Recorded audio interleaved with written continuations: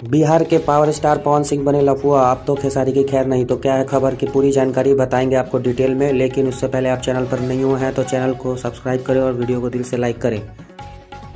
चलिए बिना देरी के वीडियो शुरू करते हैं। दोस्तों, पावर स्टार पवन सिंह ऐसे इंसान है जो कभी भी किसी कैरेक्टर में घुस सकते हैं और इस व्यक्ति के ने ऐसा कैरेक्टर धारण कर लिया है जिसके बाद इनका तस्वीर और वीडियो सोशल मीडिया पर वायरल चल रहा है।